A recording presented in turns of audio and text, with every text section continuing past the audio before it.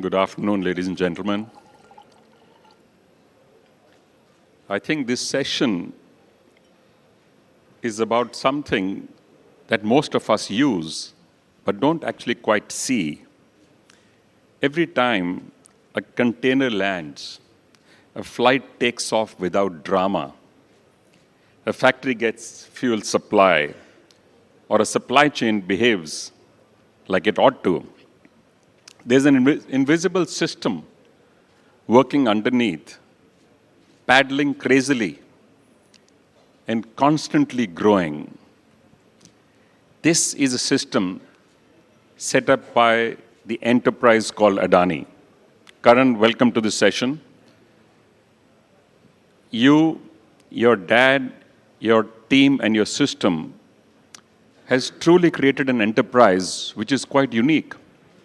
We used to talk about scale as you see in the US until the Chinese came around.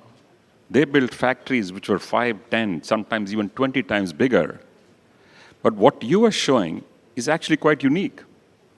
You are doing scale and speed and consistency and quality all at the same time.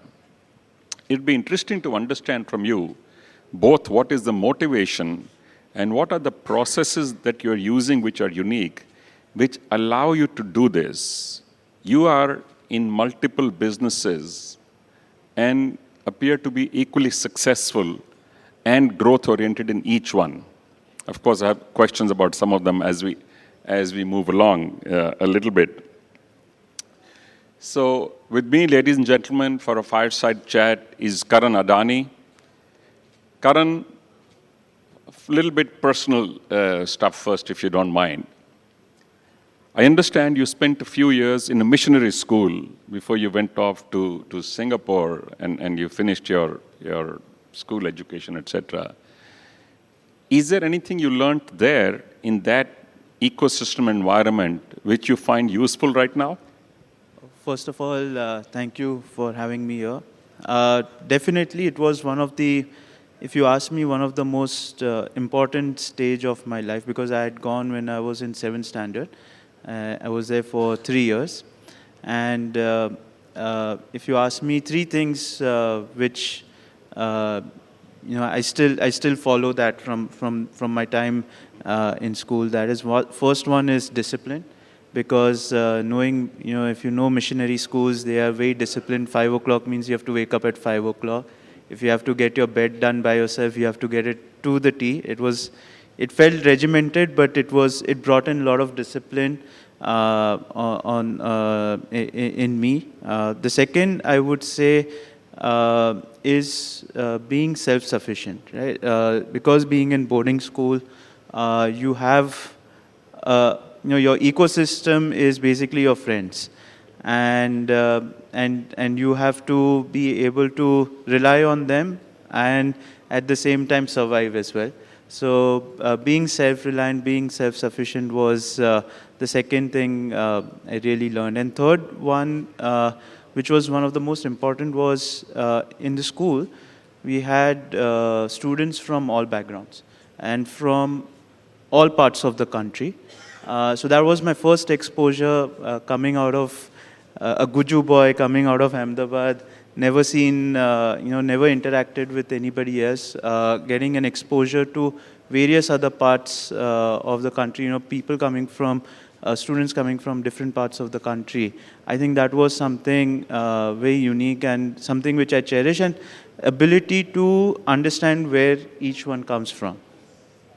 So you're not seen much publicly. You don't speak much at various platforms, which is why, if you don't mind, I am asking you some of these questions. I know you entered the business in 2009, and 2016 you took charge of the ports and the SEZ platform. But in your office, you have an F1 suit in a glass enclosure. Now, clearly, this is a passion of yours, and it's a unique sport which leans not only on technology, but extreme accuracy, extreme focus. And now, with the potential acquisition of JP, I understand the F1 course that we have in Greater Noida also falls into the Adani fold. Yeah. So can we expect this to get revived and to see F1 races take place in India? And So- also tell us what you have learned from this, because clearly there is something special that Yeah. you hold in your heart No, definitely. for F1. So I've been so I got exposed to Formula One from my friends when I was in Singapore, and I don't know, for some reason I just fell in love with the sport, and this was a time when Michael Schumacher was at his peak and really dominating the whole sport, and it was an inspiration to see how a single person with such grit and such leadership is able to command and be recognized globally. So that was something which was very fascinating, and the most fascinating part was how they used to calculate every millisecond. And every millisecond count, not even every second, every millisecond counted towards whether you win or lose. So it was that was something which really excited me. And I've been following it since 2000, I would say, the sport. It's a passion. My father says it's a very expensive passion, but it is a passion, unfortunately. And no, I'm very excited because with JP, obviously the Buddh Circuit comes part of the deal, and we are very excited to. I'm personally driving it, and I'm very personally engaged in terms of bringing Formula One back into India. And I think India has a lot of potential. There is a lot of following in Formula One from India, and I do believe that India can really showcase how a Formula One circuit, or how the Formula One, I would say that whole sport can be brought in and can be a benchmark for a global event. You're right. I think at this moment, India is going through a significant transformation, and the reputation of India and Indians has improved very, very significantly. So bringing in global sports, global media, I think will be very helpful, both for India and for the world to understand India much better, because everyone knows something is going on in India, but no one quite knows what is going on. And I completely agree with you that bringing such kind of global events, global sports, giving them exposure to India, and also a lot of our people exposure to these kind of sports, because unfortunately the exposure is limited to very few people. And most of the time people end up going to Abu Dhabi or to Singapore or to Doha to experience the sport. So I think there is a lot of potential for our country to demonstrate what we can do in terms of not just infrastructure, but the hospitality, the infrastructure. How do we expose our culture to the global stage? I think this is something which we would like to. That's what my vision is, that when we bring Formula One into India, that's what we need to expose to. It's not just about doing one race and for 3 days, but it's basically how do you showcase the heritage of India And build the entire ecosystem around it. Exactly. Yeah. So I'm staying on you for a little bit longer, and I said, since we don't really get to see you much, so it'll be a good occasion to catch hold of you right now. I understand when you started going to Mundra Port, you used to travel by train, not with any of the aircrafts that your father already owned at that time. Was that deliberate? Was that for a specific reason? Is there something unique you learned on those train journeys? What was going on? No, so I'll tell you, it's a very interesting story. So, I finished my finals. I was at Purdue, and I finished my final exam of 4th year in May. And I remember the next day he said that just come back to India, because we had almost a 10-day break before the convocation to happen. He's like, why are you going to waste 10 days? Just come back to India. So I came back to India. And the day I landed, one night he gave me. The next day morning, he's like, shouldn't you be going to office? I'm like, Sure. I just finished college, but okay, sure. So he's like, I met him in the office, and then he's like, okay, so what do you want to do? So I said, port sounds interesting. So he called Dr. Mandeviya, who was running our port business at that time. He was the one who built the whole Mundra port and was running the port business. So he called him, and he's like, okay, take him to, tonight itself, just take him to Mundra, just send him to Mundra. So, yeah, so I first journey happened, I didn't know where the train is going to stop, where do I need to get off, but it was interesting, so directly from US to Mundra.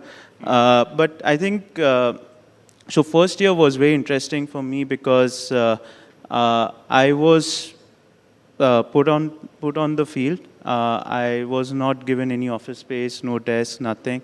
I was told to spend time completely on field, be on the coal yard, be on the jetty, learn everything in terms of detailing, how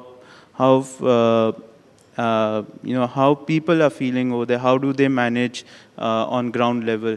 I think that whole 1 year gave me a lot of exposure in terms of what are the pain points of people on the ground, how do contractors, how do they operate, where are the loopholes that they exploit in those things. So I think that was a very grounded journey for me, and something which has given me a strong foundation when I look back from an operations perspective.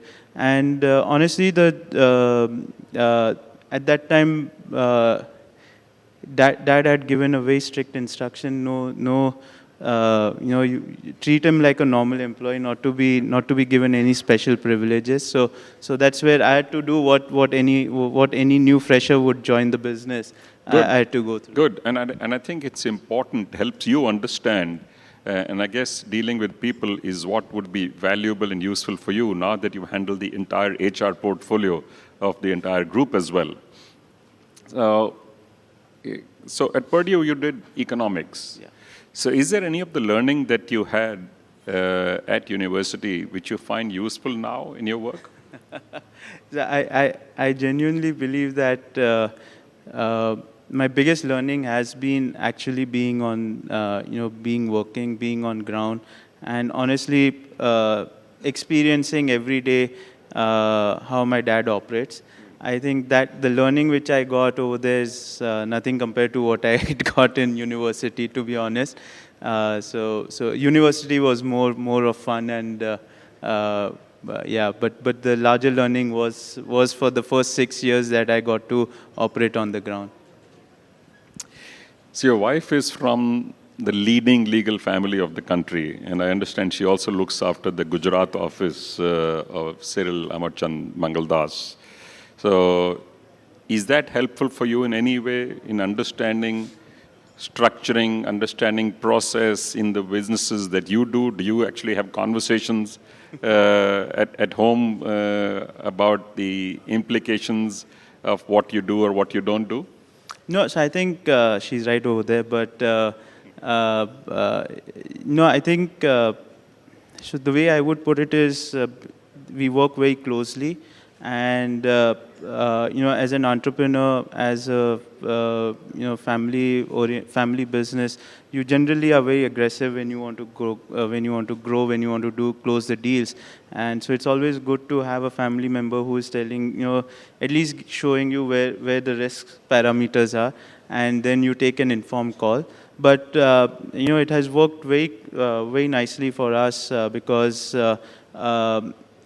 more than anything, we have a shared vision, shared values in terms of how we should be operating, how we should look at how the business should be growing, and that understanding has helped us, grow even stronger.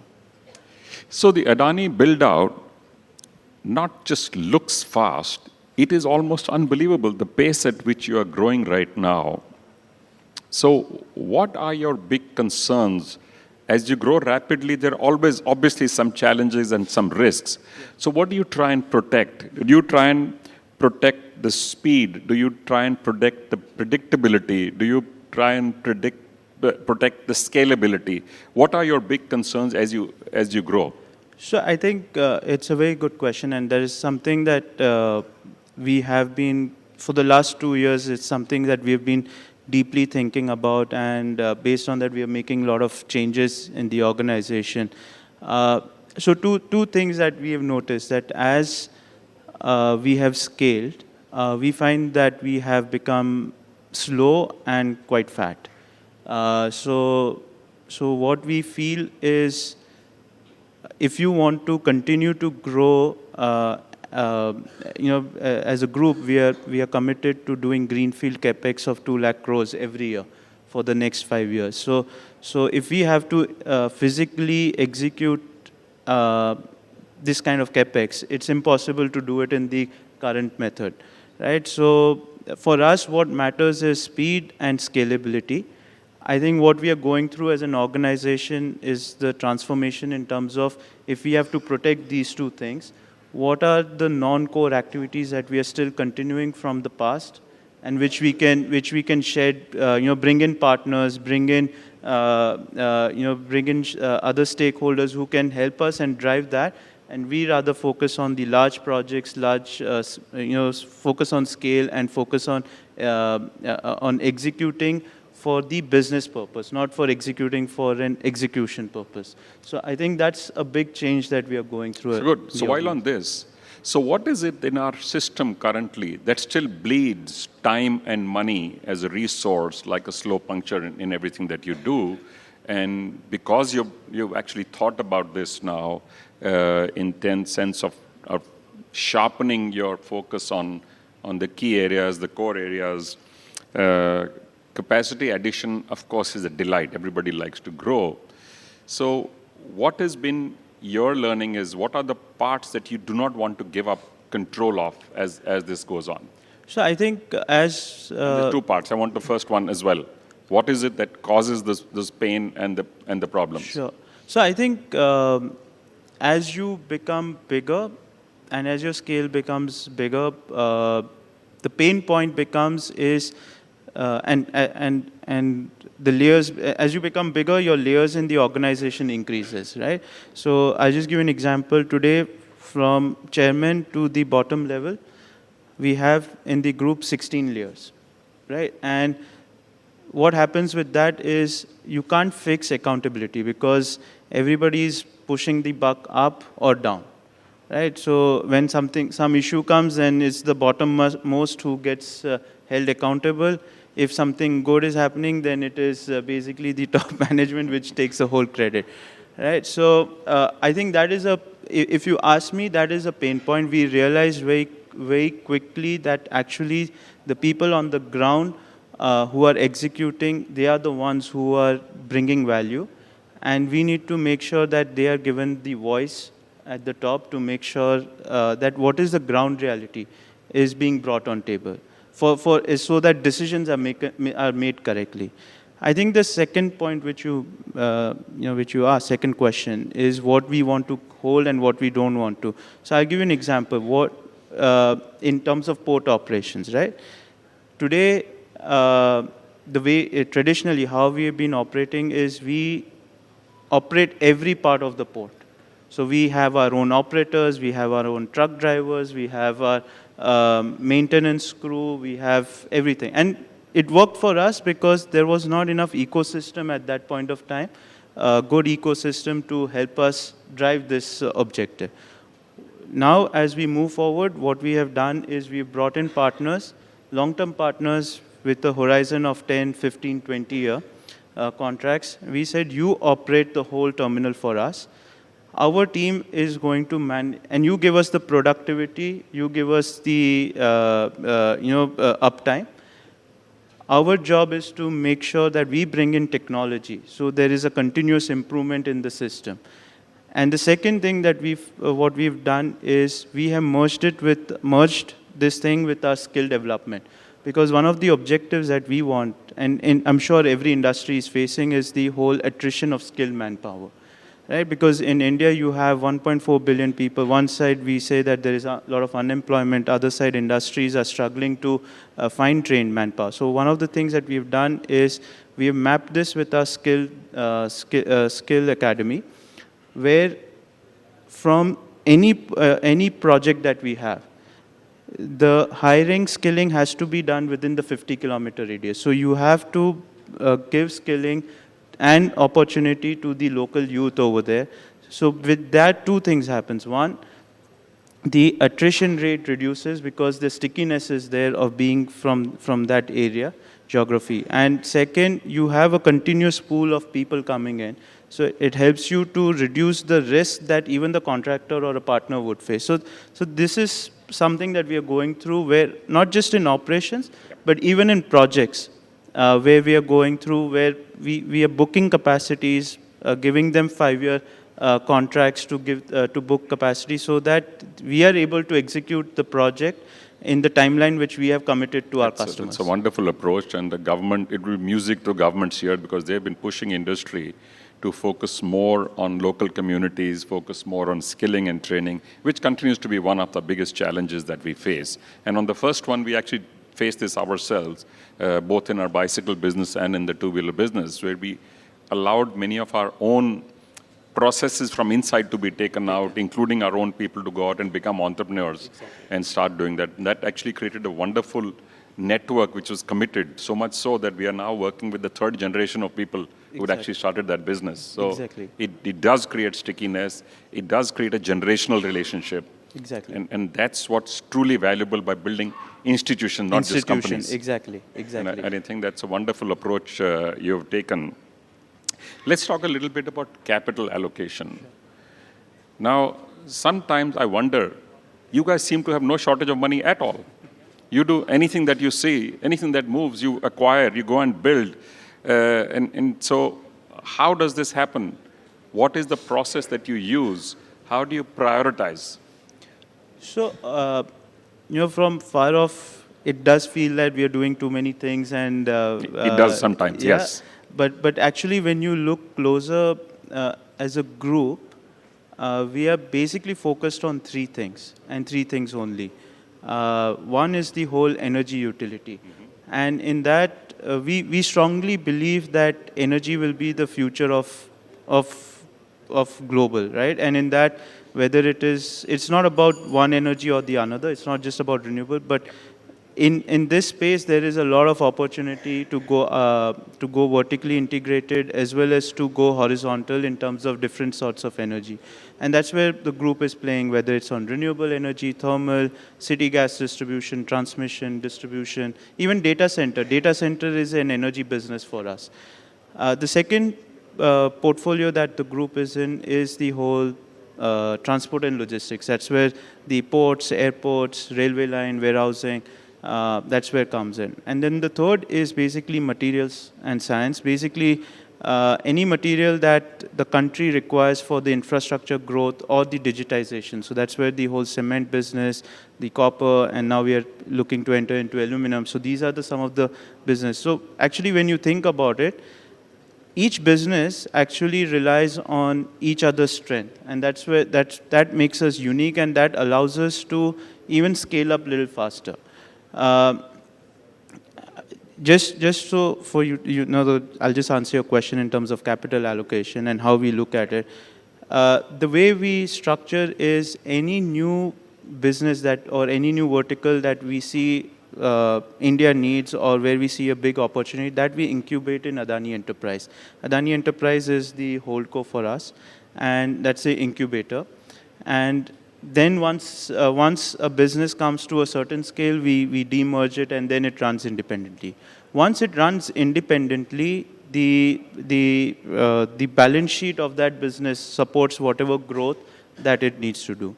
The second thing that we have done, and especially in infra space, where Dad had seen this, had anticipated this problem from 2010, is that, when, especially in infra businesses, you are taking concessions which are 30 years, you're signing PPAs which are 30 years.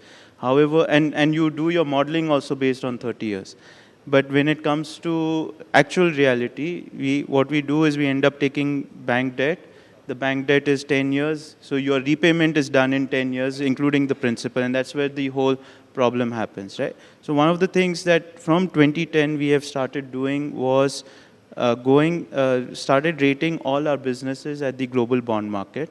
And the idea is that you do construction with the bank debt, but once an asset is operationalized, you take it into the bond market, refinancing it completely with a 30-year debt, 30-year bond, and that's how, even though interest rate is 1 or 2% higher, So you it's also okay, but avoid yeah, the mismatches as well. you avoid the mismatch, and Yeah. that's the way we look at the capital management, and it's one of the most critical strategic part of how we are being able to manage each of the business. So you also showed a little bit of a shift while you mentioned these three broad categories of what you do. You, in a sense, while you can club it as transportation, you spoke about the partnership with Embraer, you spoke about space, you spoke about defense. So would you club them in these same three circles, or is there a shift taking place? No, so one of the things that we are, which is again as a group philosophy, we prioritize ourselves around national priority. What is the interest of the nation? Because that allows you to then make sure that there are less resistance in the path that you're taking. And if you see, one of the big national priority is on the indigenization of the defense ecosystem. And that's how we are entering into this. We've entered into it. We are already there in unmanned systems. We are there on the ammunition. We are already there on the small arms and the medium arms manufacturing. And over the course of last 2 years, we have also been able to consolidate the whole MRO space as well as the training space, the pilot training space. And as India has to grow the civil aviation network, that's how we looked at the partnership with Embraer, because this is part of the larger ecosystem. It's not just about making aircraft, but it's with the aircraft, how do you do also the maintenance of it? How do you create that whole ecosystem of maintenance? How do you create the whole ecosystem of pilot training? Not just for India. Yes, it starts with for India, but eventually, how do you do it for the region, and how do you make it as a global hub? So coming away from sectors a little bit to the overall management system, you are in charge now also of the HR for the group. Now, in some sense, there are many organizations, I believe, that's the single most important role that we have as leaders or managers of organizations is people, because it is eventually all about people. No matter what technologies you bring in, no matter what systems, how fantastic your factories are, at the end of the day, it is for people, it is about people.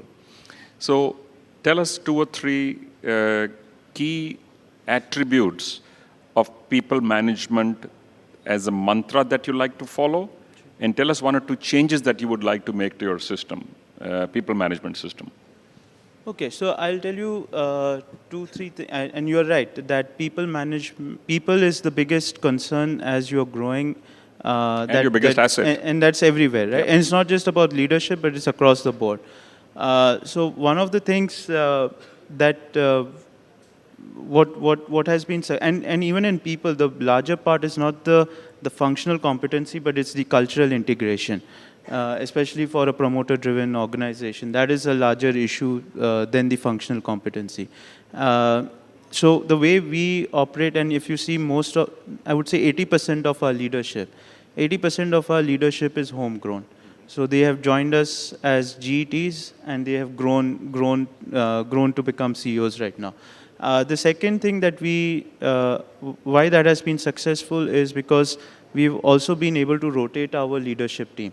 They're more or less on the same adjacency. So our airport people can go into ports can go into airport. They can go into the mining sector. They can go into the cement sector. So that's one of the reasons that whole rotation has been able to give them that. We've been able to give them that opportunity to grow their competency. I think the third thing which has worked very well for us is giving them opportunity. For us, more than money, it was about giving them that opportunity and giving them that opportunity to work on a project which is of a world-class scale. right? And that is something which motivated people. And honestly, we looked for people who were more motivated by that and more hungry to deliver those kind of projects. So that worked for us. I would say 2-3 things that I would definitely like to change as we move forward. As I told you earlier, that how do we delayer our organization? My target is we want to bring down to 6 layers from 15. It's a big task, but that's something. That's a tall ask. Yeah, it's a tall ask, but that's something that we have to do. Yep. The second thing which I want to do, which is a target, is how do we reduce the age of the organization? Today, our average age is 38. We believe that 28 to 30 is the right. And what percentage is female? So female right now is roughly 15%. That's something that we are anyway working actively towards to increasing that participation. The 15%, it looks small, but if you look at us 5 years back, it was 2%. So it is a little better, but we still have a long way to go. But I think the second thing, as I said, was to how do we reduce the age of the organization? Because it's nothing to do with one or the other, but we believe that if technology adoption or AI adoption has to happen in the organization, then we need to reduce the age. That's the only way possible. And the third is how do we give maximum opportunity to students who are in the 3rd tier and 4th tier town, because we find that those are the kids who have the maximum hunger to drive the objective, to deliver something, and to give to prove something continuously. So those are the 3 things that we are working towards. So I had a few more questions I would have liked to ask you, but I've started getting questions from the audience. So let me switch to that. So, and I'll ask this question in 2 parts. One bit that has come from the audience, and one I'll add myself. So there is a concern right now, increasingly, that industry is not doing enough for sustainability, for improving the lot of the planet because industry is a very powerful entity. It has reach, it has knowledge, it has access, it has resources. This question goes a little bit beyond that. It's talking of conscious capitalism. How do you see the evolving commitment of corporations towards well-being of people, communities, and planet, all of them? So what are you doing in Adani to ensure that you are a more responsible citizen in every aspect? No, so I completely agree on that, and I would like to differ a little bit, because most of the time when we think of conscious capital or being sustainable, we think that it's at the cost of profitability. I am of a firm view that it is not one or the other. You can still be extremely profitable, or sometimes increase your profitability even by going sustainable. I'll just give you some examples, right? What I mean. Today, all our port operations we do through heavy duty trucks which are completely running on diesel. This year, we will be converting everything on EV, and I'm not kidding. My payback for that whole investment is 1 year. Wow. So when you look at it, I think there is a lot of opportunity, and I think it's our mindset that we feel that sustainability actually just it's at the cost of profitability or means increasing our cost. It's actually not. If we are able to find the right solution, right partners, I genuinely believe that we will be able to do much more than what we are doing. We are not doing enough as a country, as industries, or even as a group. I would say there's still a lot more to be done. But I think that is something that I would look forward to, bringing in partners and bringing in industry bodies, how we can encourage a lot of these developments. Let's talk a little bit about technology. We are actually sitting in the middle of the largest AI summit India has ever hosted. We have CEOs and experts from around the globe here. How do you see the impact of technology on your organizations, on the country as a whole, and on work, just on work? What do you think is likely to happen in the next 5 to 10 years? And how are you preparing yourselves to adopt technology rather than get bowled over by technology?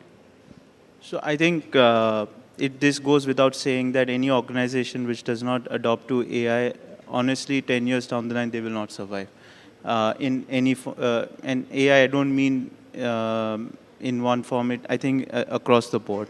I would say second, so the way I see it is AI is not going to replace human being, but I think it's just going to make us more efficient.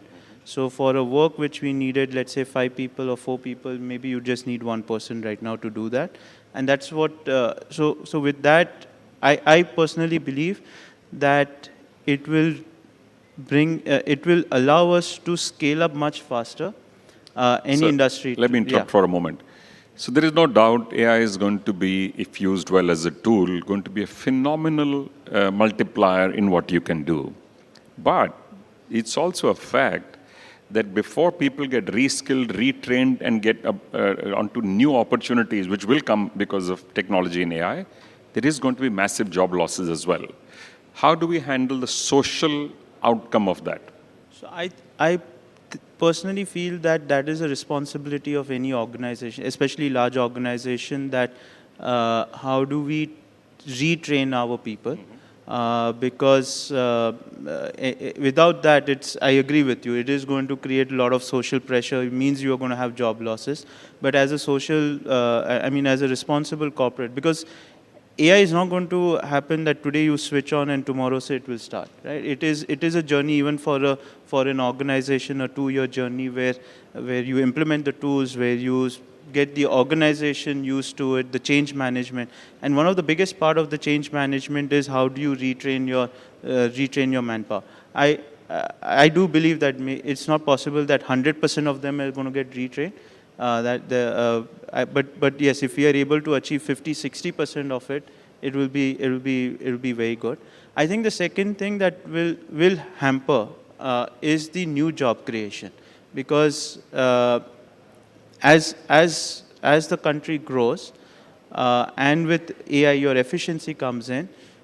Everybody, when they do your 5-year plan, we look at, we are going to go from from X to Y, and that's why we need manpower from X to Y. With AI, it's going to remain at X. So that's where the problem will happen. But that's also an opportunity in terms of how do we bring in more industries, and the faster we scale manufacturing, the better it is for country. Yeah, I'm going to ask you my last question. I wanted to ask you about cement, since you got that charge as well. You acquired the company 3 years ago. Why are you not already number 1? But I'll leave that for a next session. So, because that's been your aspiration in every business you got into. You demonstrated that you can and you are able to get to leadership positions, which is a phenomenal capacity to have. Now, as we wind up, just one last word from you. 10 years down the road, other than growth, what would you like to be known for as an organization? What would you like people to say about the Adani Group?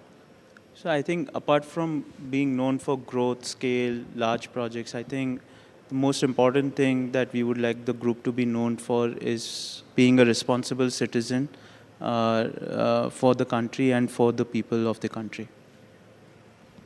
Karan Adani, thank you very much. Thank you. Thank you.